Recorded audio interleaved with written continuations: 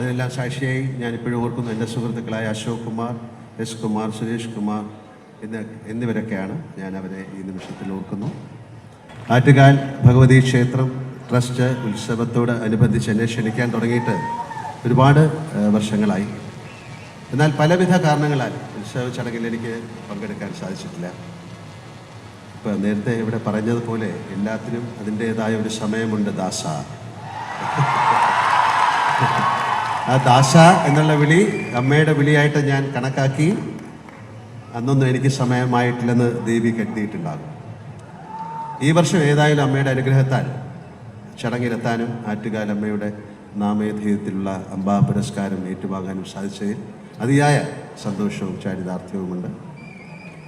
പല തരത്തിലുമുള്ള ബഹുമതികൾ സ്വീകരിക്കാൻ 48 വർഷത്തെ സിനിമാ ജീവിതത്തിനിടയ്ക്ക് എനിക്ക് സാധിച്ചിട്ടുണ്ടെങ്കിലും ഞാൻ വളർന്ന നാട്ടിലെ, ഞാൻ മനസ്സുകൊണ്ട് കുമ്പിടുന്ന ശ്രീ ആറ്റുകാൽ ഭഗവതിയുടെ പേരിലുള്ള ഈ പുരസ്കാരം അതിൻ്റെ ആത്മീയ ചൈതന്യം കൊണ്ട് തന്നെ എനിക്കേറെ സവിശേഷപ്പെട്ടതാണ്.